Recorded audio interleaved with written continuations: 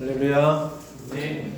와, 진짜 환해졌다, 그죠? 네. 조명 딱 바뀌고 여기 이 6개 조명 여기가 여기가 그 메인 그 사람의 손은 맞습니다. 그래서 이렇게 쓰면 어두워지잖아요, 그죠? 예. 어두워지나요? 여기가 훨씬 밝아요?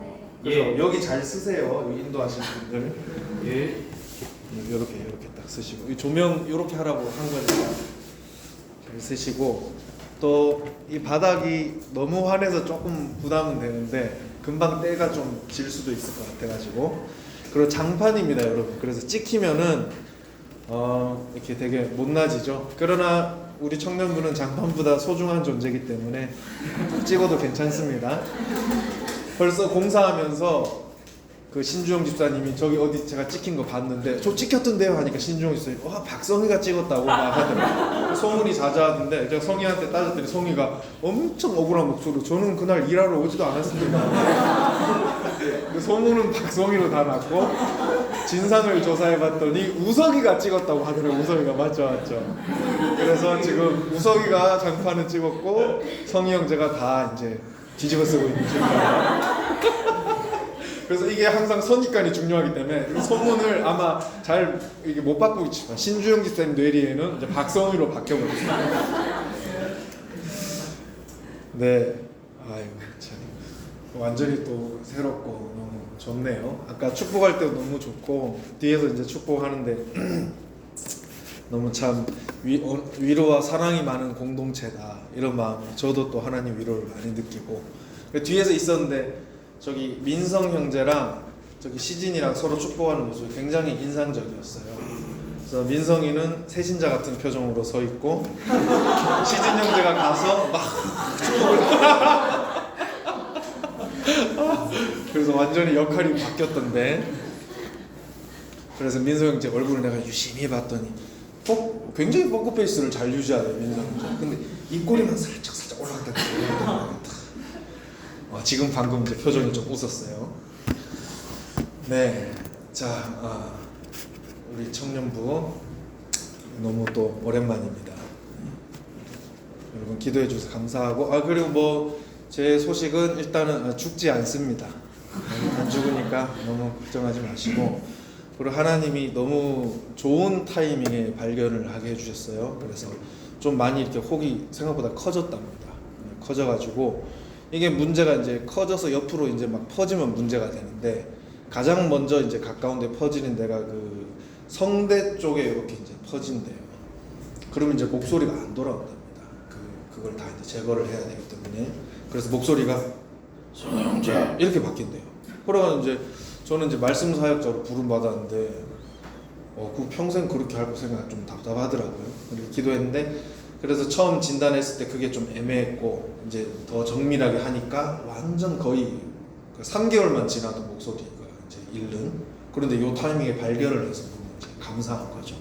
그리고 수술도 막 3-4개월 기다려야 되는데 여기 이제 교회 그 집사님들 또 아는 지인 이렇게 해서 이제 구병원 해서 되게 잘하시는 실력 있는 분이신데 진단도 보통 막 몇 개월 기다려야 돼요. 한 번 의사 만나려면.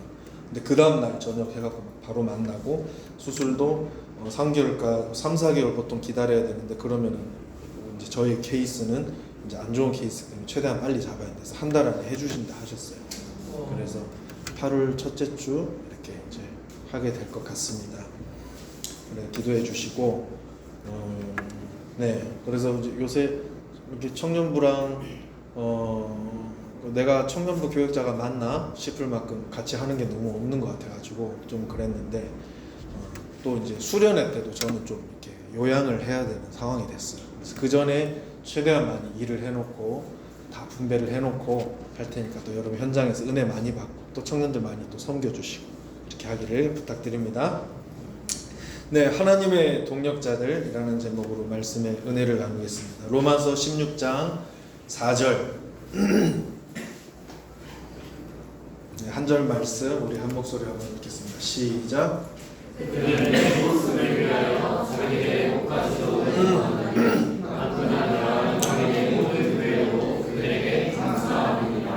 아멘. 여러분 성경 성경 찾으실 수 있죠? 몇 구절들 나오면 이제 스크린은 저거 한 절만 봤으면 돼서 꺼주시고 성경으로 이렇게 따라와 주시면 훨씬 더 빨리 끝날 것 같습니다. 네, 로마서 16장 여러분 기억나십니까? 우리 청년부 총회 때 제가 로마서 16장으로 설교를 했었어요. 하나님의 사람들이라는 제목으로. 오늘은 하나님의 동력자들. 본문도 로마서 16장이죠. 로마서 16장이 참 이렇게 종종 간과되기 쉬운데, 왜냐하면 로마서는 앞에 막 칭의, 그다음 막 교회론 이런 것들이 막 나오니까 마치 로마서 16장은 별책 부록 같은 느낌이 있어요. 하지만 이 16장은 결코 사족이 아니고 로마서에서 말한 그 거대한 신학이 우리의 삶, 그리고 이제 공동체죠. 이 공동체 안에서 어떻게 이제 드러나느냐, 이거를 실제로 딱 이렇게 문자적으로 보여주는 장이 16장입니다. 그래서 뭔가 앞에 있는 교리나 이런 것들은 우리로 하여금 다시 결연하게 막 결단하고 그 말씀 앞에 이제 다시 도전하게 한다면 16장은 사실 우리에게 굉장히 소망이 되는, 또 위로가 되는 그런 장입니다. 그런 장. 별책 부록이 아닌 거죠. 그걸 보면 엄청나게 이렇게 뭔가 우리 공동체가 이제 오면은 맨날 이렇게 위로가 되어지고 막 이런 것들이 많이 있거든요. 오늘 새로 오신 분들인데 오니까 좀 따뜻하고 이런 거 있죠. 아, 네. 감사해요. 약간 콩닥콩닥 했어요. 이렇게 오신 분들이 항상 먼저 얘기하는 게 따뜻하다 뭐 이런 거 얘기 많이 하지. 나도 미나장에 또 완전히 이제 또 터졌다, 그죠? 나도 이거 한 2주 만에 누구야 누구 또 그래서 나도 이거 우리 지난주 우리 뭐 했죠? 우리 지난주 예배가 없었잖아요, 그죠? 그래서 청년부 예배 2주 만에 이렇게 오고 하니까 그 전에 또 원래였죠, 그죠? 3주 만에 오니까 너무 이제 오랜만인데 딱 오늘 느낌이 진짜 그 따뜻하다가 1번인 것 같아요. 청년부 오면 굉장히 따뜻하다. 그러면서 이제 제가 그 느낌을 좀 반추하면서 저도 이제 청년 시절에 꽤 여러 공동체를 거쳤을 거예요. 봤을 거 아닙니까? 그때 내가 어떤 교회 청년부 처음 갔을 때 그때 이런 장면이었지 뭐 이렇게 소개를 해지는 게 막 파노라마처럼 지나는데, 정말 우리 공동체는 아주 이렇게 아주 따뜻하다, 아주 이렇게 평균 이상이다, 굉장히 좀 독보적이다, 이런 마음이 딱 들었어요. 누구든지 오면 이렇게 따뜻하고 위로가 되어지고 이런 어떤 은혜가 계속 흐르는 것 같아요. 그러니까 로마서 16장이 이제 그런 장입니다. 그런 장. 하나님의 이 믿음의 동력자들의 이름이 딱 있는 거죠. 여러분이 여기서 이제 오랜 관계들이 있어서 또 어떤 관계는 되게 또 잘 맞을 수도 있고 또 어떤 관계는 약간 트러블도 있을 수 있고 막 그럽니다. 근데 만약에 다음 주부터 계속 못 보고 지구 반대편에 떨어져 있다 하면 굉장히 그리울걸요. 그 한 사람의 이름을 떠올리면서 막 눈물이 날걸요. 그게 이제 공동체의 이 교리가 진짜 열매 맺은 장면인 거죠. 바울은 복음의 이 마지막 인사를 하면서 자신의 귀한 동력자들의 이름을 좀 하나하나 불러가면서 소개하고 있는 게 로마서 16장입니다. 그 중에서도 이제 오늘 본문 4절은 브리스길라와 아굴라 부부에 대한 얘기예요. 이렇게 얘기했죠. 그들은 내 목숨을 위하여 자기들의 목까지도 내놨다. 나뿐만 아니라 이방인의 모든 교회도 그들에게 감사한다 라고 하고 있습니다. 복음의 동력자란 어떤 자인지 보여주는 구절입니다. 이 한 구절 묵상하면서 하나님의 동력자에 대해서 좀 은혜를 나누고자 합니다. 첫 번째, 동력자란 함께 생명을 나누는 자입니다. 생명. 목숨을 위하여 목을 내놓았다. 이게 지금 생명을 내놓았다라는 소리죠. 그러니까 이게 give and take. 이런 수준을 넘어서는 그러니까 인간적인 능력으로는 할 수 없는 차원의 희생과 헌신을 의미합니다. 사도 바울과 브리스길라 아굴라는 그런 관계입니다. 이방인의 모든 교회도 브리스길라와 아굴라의 그 목까지 내놓는 그 생명의 헌신 때문에 서로 동력자의 관계가 된 거죠. 바울의 사역, 특히 이제 이 사도니까 중요했죠. 이 사도의 복음 사역에 절체절명의 위기가 많이 있었습니다. 성경을 보면 고린도서, 에베소서 보면 바울이 받은 어떤 박해는 아주 스케일이 크죠. 엄청난 박해를 받았죠. 그때 이 사도인 바울을 보호하고 숨겨주고 자기들의 목숨을 걸고 지키고, 이게 이제 브리스길라와 아굴라. 생명을 나눈 동력자의 관계였습니다. 오늘날 교회 안에 이제 우리가 할 일들이 많습니다. 근데 우리는 이제 일을 하면서도 잘 점검을 해야 돼요. 일은 함께 하지만 마음은 나누지 않는 관계가 있을 수 있습니다. 이게 뭡니까? 이 생명은 서로 터치하지 않는 거예요. 적절한 거리를 유지하는 거죠. 그리고 일이 유지될 만큼의 적정한 거리만 딱 유지하면서 생명을 희생하지 않으나 일은 되어지는 딱 그 적정, 이 적절함을 딱 찾아가지고 동력을 하는 거죠. 이것은 하나님의 동력자들의 관계는 아닙니다. 같은 부서에서 봉사하고 같은 프로젝트를 진행할 수는 있어도 서로의 삶을 같이 동력하다 보면 알 수밖에 없는 상황이에요. 서로의 삶을 나누고 아픔을 공감하며 기꺼이 희생하며 같이 동력을 하고 있는가. 이게 하나님이 기뻐하시는 복음의 동력자의 관계입니다. 예수님은 우리랑 그런 동력자가 되기 원하셨어요. 그래서 요한복음 15장 13절에 이런 말씀을 하셨죠. 친구를 위하여 자기 목숨을 버리면 이보다 더 큰 사랑이 없나니. 친구끼리는 목숨 버리는 것까지는 안 합니다.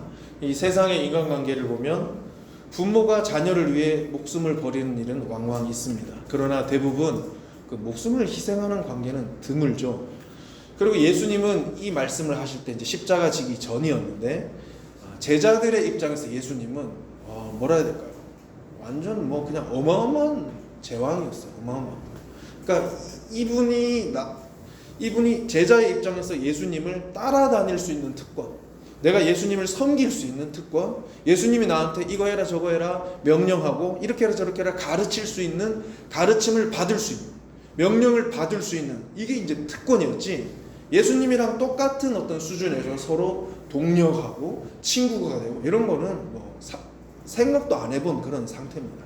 그런 상황에서 예수님이 제자들에게 십자가에 대해서 이제 조금씩 얘기를 하기 시작하면서 이 본문도 내가 십자가 지고 나면 어마어마한 더 왕 중의 왕이 돼서 오는 게 아니고 나는 너희들의 친구로 돌아온다. 나는 너희들의 신랑 신부의 관계로 돌아온다. 해서 굉장히 깊은 친밀감, 인간적으로 표현하면 어떤 수평적인 관계를 얘기하시면서 제자들 입장에서는 뭐가 좀 황송하다고 해야 될까? 뭐 그렇게까지? 예수님 그렇게 대단한 분이 만나고 나한테 그렇게 맞춰주시나? 그래 잘 그 느낌이 오지 않는, 예수님이 십자가 지고 그 다음에 성령으로 우리 안에 오셔서 우리랑 얼마만큼 하나 되기 원하시는지를 지금 전혀 모르거든요. 제자들 입장에서.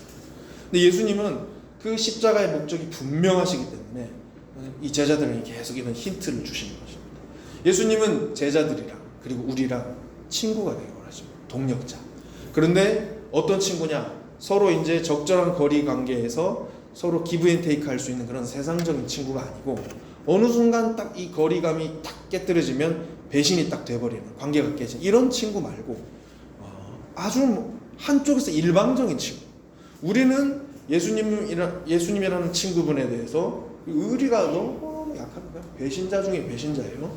근데 예수님은 끝없이 우리를 향해 베드로 같은 친구, 3번 부인할 거다 했는데 3번 부인하는 그 장면에서 예수님은 베드로가 부인하는 그 장면을 다 목격하고 있었잖아요. 그 예수님이 베드로를 보는 그 눈빛은 너 어떻게 나한테 배신해? 이런 눈빛이 아니었어요.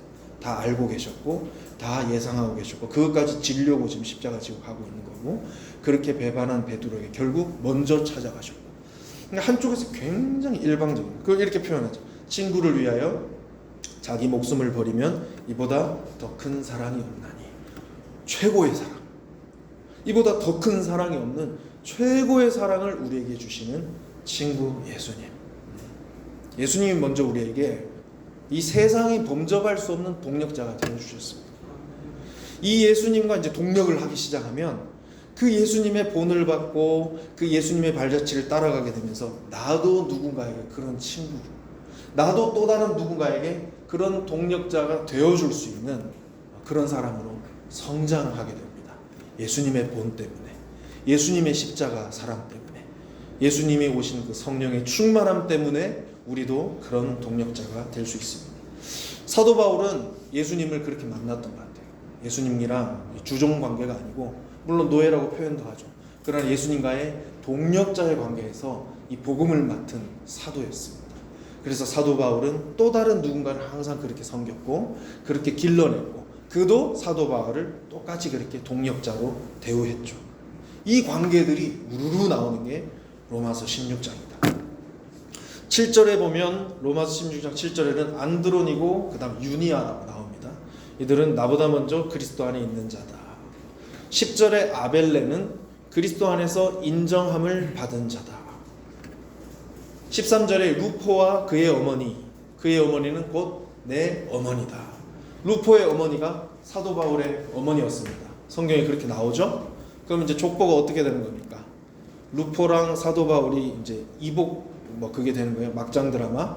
그래서 루포는 자기 엄마가 자기 엄마인 줄 알고 지냈는데 사도 바울이 갑자기 네 엄마가 내 엄마다 이렇게 그래서 갑자기 이제 막장 드라마가 시작돼. 그게 아니고 영적인 가족이다라는 뜻이죠. 이게 그냥 조금 친하다고 이 세상 사람들은 그렇게 표현해요. 어머니 아버지 하면서 막 표현해요. 근데 성경은 그런 걸로 이렇게 기록을 해주지 않습니다. 이게 진짜 어머니니까 이걸 기록을 해줍니다. 그러면 피 한 방울 안 섞였는데 어떻게 어머니가 될 수 있겠어요? 그리스도 안에서 서로 생명을 낳은 거였어요. 서로 생명을. 그냥 친하다고 그렇게 된 게 아니라 목숨까지 내놓는 어떤 희생의 사랑으로 피차 관계가 그리스도 안에서 계속 형성이 된 것이죠. 그게 영원한 관계입니다. 여러분 하나님 나라가 임할 때 여기서 그렇게 영원한 관계로 맺어진 관계들이 그 나라에서도 다 유지가 된다는 거 아십니까? 이 로마서 16장 이 사람들은 서로 그런 가족 공동체였습니다. 우리 청년부가 한 명 한 명 여기서 계속 사람들이 불어나면서 여기서 한 사람도 이탈하지 않고 그렇게 영적인 진정한 하나님의 가족으로 세워지기를 축복합니다. 아까 오후 예배 때 그 에베소 4장 8절 했는데요. 예수님이 승천하실 때 사로잡혔던 자들을 이렇게 구출해서 다시 예수님이 사로잡아서 이들에게 은사를 선물로 주신 거예요. 그래서 이 한 사람 한 사람이 선물이 되는 겁니다. 자, 우리 청년부도 한번 다시 고백해주세요. 옆 사람 보면 너는 하나님의 선물이야.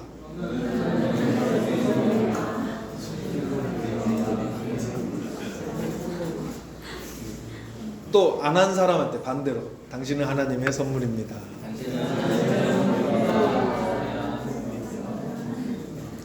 선물입니다. 선물. 여러분 서로가 선물로 그냥 뚝 주어진 겁니다. 그러니까 서로를 볼 때 그냥 이렇게 왔다. 그러니까 서로를 볼 때 하나님의 섭리에서 왔다. 이거는 다 믿는 것 같아요. 그죠? 그런데 선물로 왔다. 이거는 조금 덜 묵상 많이 안 해보지 않았습니까? 근데 성경에는 선물로 주셨다라고 합니다. 선물로. 한번 자 이제 옆 사람 보지 마시고 옆에 누구인지를 딱 떠오르면서 이 지체가 선물이구나. 한번 느껴보세요. 다들 얼굴이 좀 밝아지네요. 그죠? 일그러지는 사람도 있을 수 있고 옆 얘가 선물이라고? 옆 사람 이 사람을 선물로 주셨구나. 한 명도 빠짐없이. 그런데 이 우리를 선물로 이렇게 딱 엮어주신 이유가 그 에베소서 4장 11절, 12절, 13절, 16절 이렇게 이어지는데 어떤 사람은 사도로 어떤 사람은 선지자로 복음 전하는 자 목사와 교사로 삼으셨다. 그러니까 각자의 분량대로 다 은사를 주셨다 이 말입니다. 이 한 사람 한 사람을 통해서 무슨 일을 하려고 이렇게 은사를 주셨느냐. 12절에 그리스도의 몸을 세우려 하십니다. 이 사람들을 통해 하나님의 교회를 세운다라는 목적입니다. 거꾸로 이 사람이 없으면 하나님의 몸이 잘 세워지지 않는다라는 거예요. 이 몸인데 한쪽 팔이 없을 수도 있고 건축물인데 중요한 기둥이 빠져버리면 창문이 없으면 열쇠고리가 없으면 이 건물의 기능을 할 수가 없잖아요. 근데 한 사람 한 사람 분량대로 다 그렇게 부르셨어요. 그리고 우리가 서로 선물로 딱 주신 것에 아주 궁극적인 목적이 13절에 나옵니다. 그리스도의 장성한 분량이 충만한 데까지 이르리니. 여러분 예수님 닮기 원하시죠? 원하십니까? 예수님을 닮는 게 여러분 구원의 목표입니다. 예수님 닮는 거. 예수님 닮는 건 뭘까요? 성형수술에서 외모를 그 예수님 외모가 그 우리가 흔히 보는 그림의 그 백인 얼굴에 그 노란 머리 아닌 거 아시죠? 중동 사람 얼굴인 거 아시죠? 코도 뭉툭하고 눈도 좀 부리부리할 수도 있고 까무잡잡해서 막 곱슬머리 막 중동 사람 그 외모입니다. 예수님을 닮는 거는 뭐 그렇게 성형수술을 하는 겁니까? 예수님을 닮는 건 그럼 뭡니까? 예수님의 인격을 닮는 거예요. 예수님의 성품을 닮는 겁니다. 그래서 예수님의 성품을 장성한 분량까지 담는 거, 이게 여러분 구원의 완성인 줄 믿으시길 바랍니다. 그리고 이게 목표가 정확해야 돼요. 이게 신앙생활의 유일한 목표입니다. 유일한 목표. 그런데 내가 예수님을 닮는 것에 있어서 혼자 아무리 열심히 해도 안 이루어집니다. 그런데 모두가 은사대로 하나 되면 서로 온몸이 각 마디를 통하여 도움을 받아 연결되고 결합돼서 각 지체의 분량대로 역사하면 그 몸이 자란다. 이 몸이 마다들의 장성한 분량에까지 이르게 된다. 이 몸이, 예수님은 장성한 분량, 그러니까 아들로서 아버지의 기업을 물려받을 만한 후사, 아주 성숙한 철든 아들이 됐어요. 아버지가 막 재벌이라고 해서 재벌 아들이라서 막 망나니 이런 게 아니고 이 기업을 물려받아서 정말 영광스럽게 가꿀 수 있는 성숙한, 모든 것을 겸비한 장성한 분량에 이른 아들이 되셨거든요. 이 예수님이랑 똑 닮은 후사가 되는 것, 이게 우리의 목표거든요. 근데 이것이 혼자서 기도를 많이 한다고, 혼자서 성경을 천독한다고, 그 다음 사막에 불파고 들어와서 완전히 막 무슨 몇 년 동안 기도만 한다고, 그게 이루어지지 않는다는 거예요. 이 성경 구절에 의하면 우리가 하나 될 때, 서로 결합되고 도움을 받아서 역사할 때 우리는 예수님을 온전히 닮을 수 있다. 여러분 이걸 믿으시기 바랍니다. 그래서 각자가 선물이고 서로가 없으면은 나의 구원은 이루어지지 않습니다. 서로가 없다. 공동체가 없이 이 구원의 완성으로 갈 수 있는 길은 없어요. 그래서 이 땅에는 교회만이 아주 영광스러운 축복의 통로입니다. 교회가 그런 곳이에요. 교회가.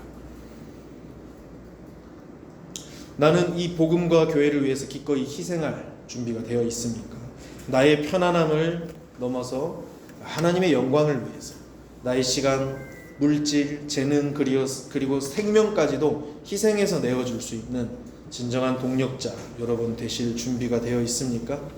이 브리스길라와 아글라 부부의 헌신은 우리에게 진정한 동력이 무엇인지, 또 그 동력이 얼마나 귀하고 아름답고 영광스러운 것인지를 알려줍니다. 네, 두 번째로 동력자는 교회 전체를 유익하게 하는 자입니다. 우리 아까 오후 예배도 좀 반복이 돼서 이건 스킵을 할게요. 그래서 내가 섬기는 그 부분이 전체 그림이 아니에요. 그리고 우리는 평생 그 전체 그림을 다 보지 못하고, 또 전체 그림의 완성을 보지 못하고 또 어딘가로 부르심을 받아 갈 수도 있습니다. 그러나 내가 섬기는 그 부분이 이게 미성숙할수록 뭐라 해야 될까요? 그 완벽주의에 사로잡힙니다. 그러니까 이거를 막 완벽하게 해내려 하는 이거는 교회에 유익을 끼치는 게 아니에요. 그러나 나는 그 부분을 다 모르지만 하나님을 경외하려고 섬기고 서로 자꾸 하모니와 조화를 이루는. 그래서 이 일의 완벽함보다 하모니가 우선순위가 돼야 돼요. 그게 동력자입니다. 동력자. 그리고 서로 이제 하모니를 우선순위 삼기 시작할 때 서로 막 스타일이 다르고 성격이 다르고 일의 우선순위가 달라서 오해될 일들이 생깁니다. 그때 하모니를 추구하면서 그 사람이 거기서 왜 그렇게 반응할까? 그 사람의 속마음은 뭐였을까?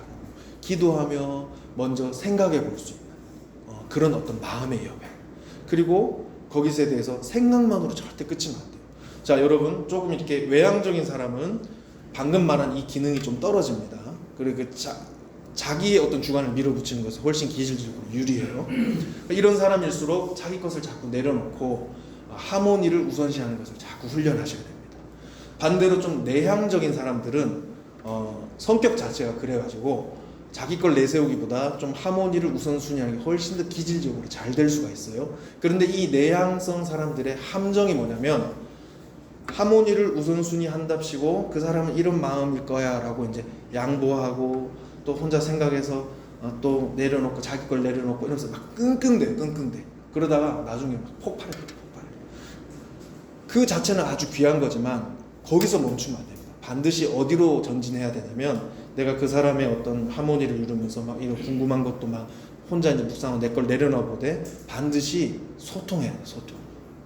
너가 그때 그렇게 할 때 나는 이 부분이 이해가 안 됐는데 내가 생각할 때 너가 이런 점도 있었을 것 같다. 그러면 그때 그랬어 뭐 이러면서 막 대화가 돼요. 그리고 또 아니면 서로 나는 그때 뭐 그런 건 아니었고 이런 거였어 하면서 서로 막 소통 아주 솔직한. 그리고 여러분 이 소통이 일이 진행될 때 이 하모니를 이루기 위해서 막 소통을 급히 하면은 그거는 사실 소통이 아니고 화풀이로 그칠 수가 있어요. 화풀이. 그게 아니고 그 일이 진행되는 현장에서는 각각의 어떤 맡은 질서를 따라 존중을 해주고 기다릴 줄 알아야 됩니다. 근데 이거를 기다리지 않고 가서 소통이랍시고 먼저 확 얘기를 꺼내버리면 내 안에 이 진정되지 않은 어떤 분노 이런 게 막 섞여서 나갈 수 있어요. 그러면은 솔직하게 얘기는 했지만 상대방에게 그냥 상처가 되는 겁니다. 그래서 상대방에게 상처가 되지 않도록 내 안에서 이게 가라앉을 때까지 기다리고 또 일은 막 진행되고 있잖아요. 그러니까 그걸 존중하고 먼저 한 걸음 빠질 수 있어요. 그러나 함정에 빠지지 말라는 건 뭐냐면 한 걸음 빠지고 꾹 참고 그냥 너만 희생해라 이게 아니고 적절한 타이밍을 기다리고 기도도 하면서 반드시 소통해야 돼요. 소통. 절대로 추측해서 끝나면 안 돼요. 절대로 내 혼자 생각해서 결론 지으면 안 됩니다. 물어봐야 돼요. 물어볼 수 있잖아요. 네? 너 그때 왜 그랬어? 나는 그때 이게 좀 속상했어. 그랬니? 하면서 그때 서로 연합되고 결합되고 도움을 받아 역사에서 그리스도의 몸이 세워지는 그 성장점이 어디냐면 소통입니다. 소통. 하나님의 형상인 우리에게만 주신 그 특장점 뭐예요? 소통, 언어. 이 언어를 통해서 서로 소통하면서 여러분 이거를 절대로 포기하지 마시고 하나님의 동력자로서 앞으로 여러분이 진솔하고 또 하나님 앞에서 기도로 기다리면서 성숙하게 소통할 수 있는 동력자들 다 되시길 축복합니다. 세상에서는 소통을 많이 강조합니다. 근데 강조는 많이 하는 시대가 됐지만 더더욱 안 되는 시대가 된 것 같아요. 아이러니하게도 앞으로 계속 그럴 겁니다. 왜냐하면 지식 자체는 아무런 실제가 없기 때문에 소통에 대한 더 많은 지식이 생길수록 소통이 안 되는 현상은 더 많아질 겁니다. 반대로. 그러나 세상에서도 아주 좋은 기업은 소통을 아주 탁월히 잘합니다. 근데 그 소통의 동기부여는 뭐냐? 돈이에요, 돈. 내가 승진해야 되니까. 내가 이 생활비 받아야 되니까. 내 커리어에 흠이 가면 안 되니까. 그래서 소통하는 거예요. 이 돈 때문에 나 자신을 내려놓는 거지.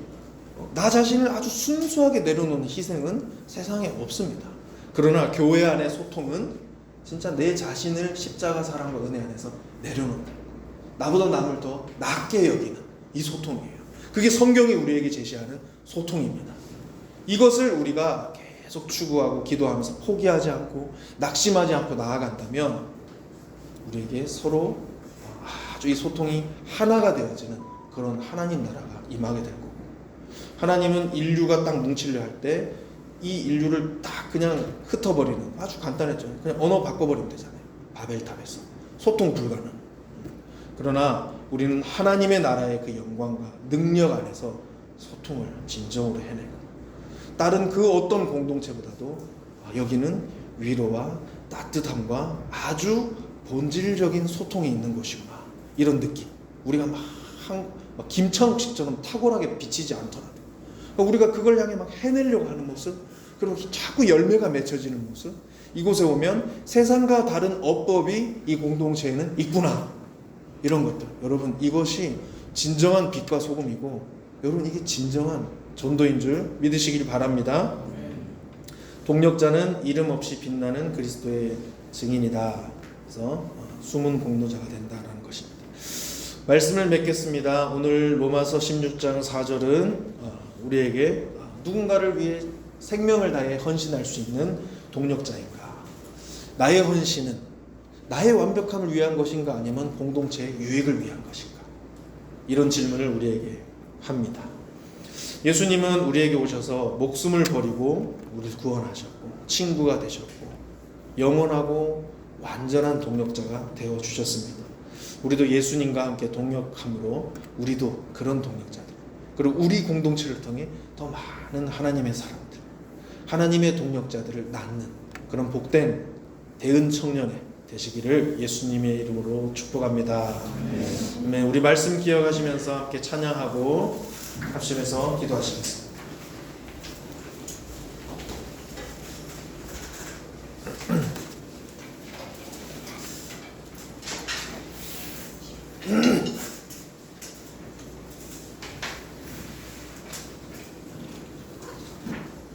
자, 우리 한번 일어나서 한번 찬양해 봅시다. 자, 웬만하면 여러분 안 이렇게 세우면 되죠? 그래서 박수 치면서 주 안에서 기뻐해 찬양하겠습니다. 이게 수련회, 정교인 수련회 때 그 저녁에 뭐 이렇게 찬양 축제 하다고 제안했다면서요, 그죠? 너무 잘하셨어요. 그때도 막 뛰면서 찬양하고 그렇게 해주시고 아무도 모르 누가 얘기한 거예요? 모릅니다. 아무도 몰라요? 아무도 몰라요? 예. 준신 아니야? 예, 제가 있습니다. 주 안에서 기뻐해 찬양합시다.